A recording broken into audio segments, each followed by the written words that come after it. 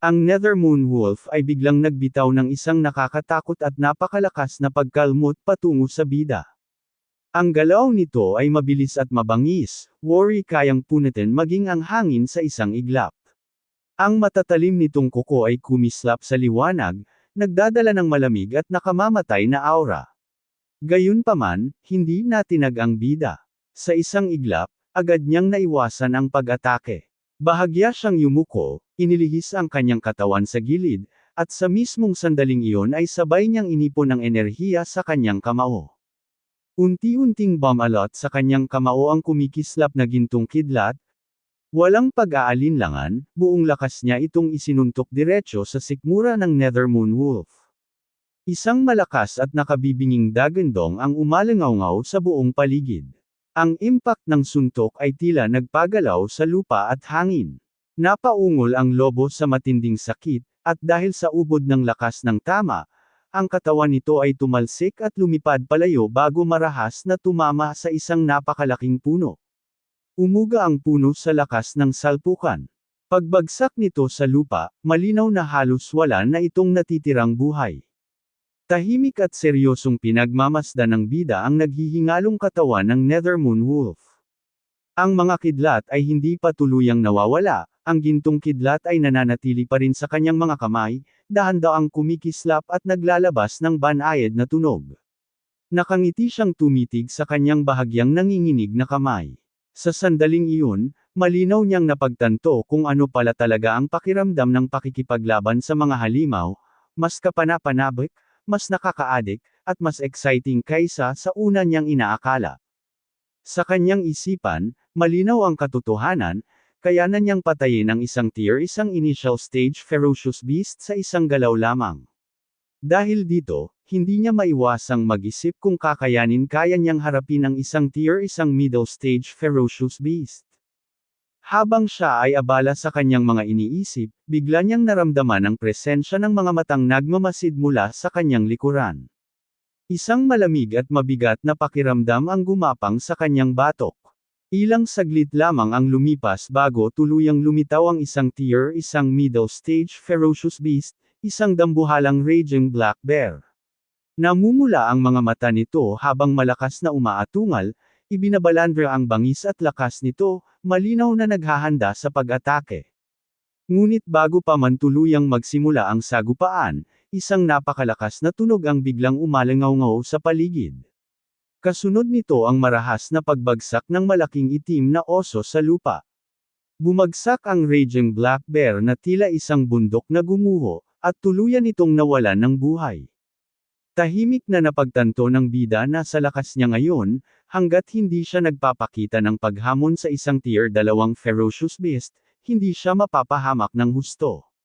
Pinagmamasdan niya ang katawan ng raging black bear na kanyang pinabagsak gamit lamang ang isang suntok na napapalibutan ng kidlat, at bahagyang huminga ng maluwag. Upang makuha ang gantimpalang 3,000 na pera, kinuha niya ang tenga ng oso. Sa mismong sandaling iyon, isang malinaw na abiso ang lumitaw sa kanyang isipan, isang paalala na ang kanyang naipong martial value ay sapat na upang siya ay makapasok at mag-breakthrough bilang isang martial artist, at hinihimok siyang mag-upgrade sa lalong madaling panahon. Hindi maitago ang tuwa ng bida. Sa wakas, makakapag-breakthrough na siya at magiging isang ganap na martial artist. Ngunit bago pa man tuluyang lumuwag ang kanyang damdamin, bigla niyang naramdaman ang isang napakalakas at nakakapangilabot na aura. Ang aurang iyon ay mabigat, marahas, at puno ng panganib. Agad siyang napalingon, at sa kanyang isipan ay sumulpot ang tanong kung anong klaseng mabangis na halimaw ang naglalabas ng ganitong presensya. Walang pag-aalinlangan, agad siyang tumayo at tumakbo, determinadong tuklasin ang pinagmula ng aurang kanyang naramdaman. Nang makalapit siya, maingat siyang lumapag sa ibabaw ng isang malaking bato. Sa sandaling iyon, halos mapatigil ang kanyang paghinga sa kanyang nakita. Isang isang late-stage ferocious beast.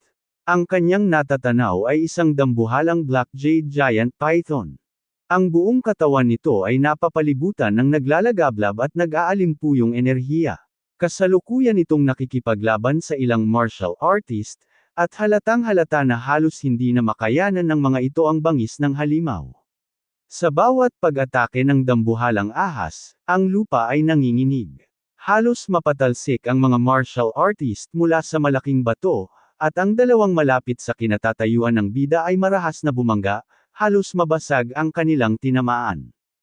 Agad na nabahala ang bida nang mapansin niyang siya na ang susunod na pupuntiryahin ng halimaw. Wala nang oras para mag-isip. Agad siyang kumilos. Nang umatake ang dambuhalang ahas, mabilis siyang tumalon paitaas. Ngunit bago pa man siya tuluyang makalapag, marahas na iwinasiwas ng Black Jade Giant Python ang napakalaking buntot nito upang muling umatake. Sa sobrang bilis at lakas ng galaw ng halimaw, halos hindi na niya ito maiwasan. Wala siyang nagawa kundi salagin ang atake gamit ang kanyang mga kamay na nababalutan ng gintong enerhiya. Sa mismong sandaling magbanggaan ang lakas, isang napakalakas na hampas ang tumama sa kanya. Tumilapon siya palayo at napaubo ng dugo. Bumagsak siya malapit sa bangkay ng isang martial artist na pinatay ng halimaw.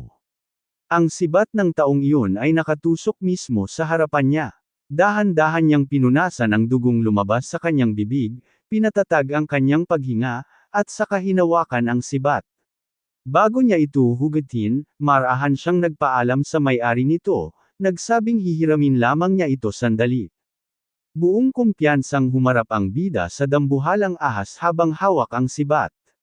Ramdam niya ang bigat ng sandata, at kasabay nito ay ang determinasyong lumalakas sa kanyang dibdib. Tahimik siyang naghanda upang labanan ito ng harapan. Muling kumilos ang Black Jade Giant Python. Ibinuka nito ng malaki ang bunganga, inilantad ang matutulis nitong pangil, at dumiretso sa bida. Bumagsak ang ulo nito sa lupa nang may ubod ng lakas, ngunit sa isang mabilis na galaw ay nagawa itong ilagan ng bida habang agad siyang dumidistansya. Sa kanyang pag-iisip, malinaw niyang alam na karaniwan ay kinakailangan ng pagtutulungan ng ilang martial artist upang mapatay ang isang tier isang late-stage ferocious beast.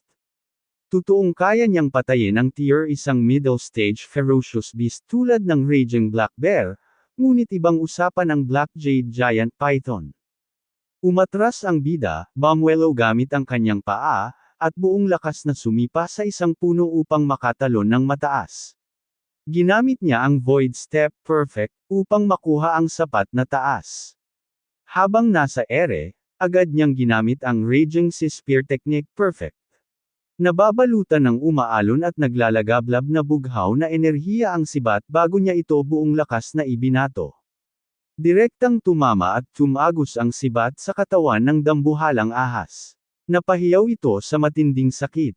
Hindi nagsayang ng oras ang bida. Agad siyang tumakbo patungo sa lugar kung saan bumagsak ang sibat, kinuha ito, at muling nag-ipon ng bughaw na enerhiya.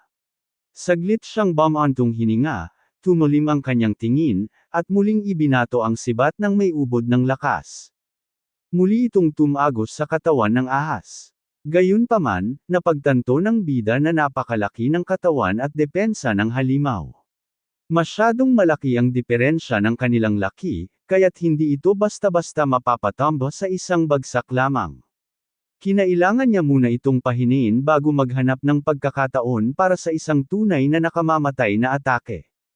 Bago pa man niya tuluyang makuha ang kanyang sibat, muling umatake ang dambuhalang ahas. Marahas nitong winasiwas ang napakalaking buntot, halos tumama sa kanya. Ngunit agad ginamit ng bida ang Thunder Rush Fist Perfect. Buong lakas niyang sinuntok ang katawan ng halimaw, saka mabilis na umatras upang muling makuha ang sibat at panatilihin ang distansya. Halos naghahabol na siya ng hininga habang pinagmamasdan ang nanginginig na katawan ng Black Jade Giant Python. Kitang-kita niyang papalapit na ito sa hangganan ng kakayanan nito. Ilang galaw na lamang, at alam niyang matatapos na ang laban. Muli siyang naghanda at itinutok ang kanyang sibat.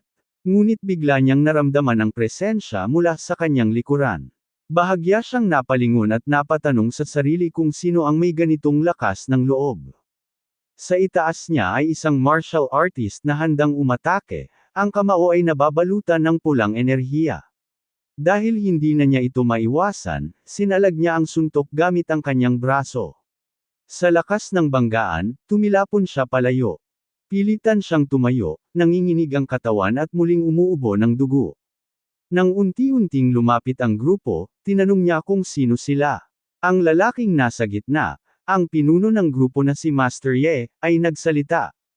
Sa malamig at mabigat na aura, sinabi ni Master Ye na muli silang nagkita, at mariin itong hinihiling na ibigay sa kanya ang Black Jade Giant Python. Ito na po nagtatapos ang ating kabanata, abangan ang mga susunod pa nating upload. Huwag din kakalimutang mag-like, share, subscribe at i-click ang notification bell, para lagi kayong updated sa mga susunod pa nating mga video.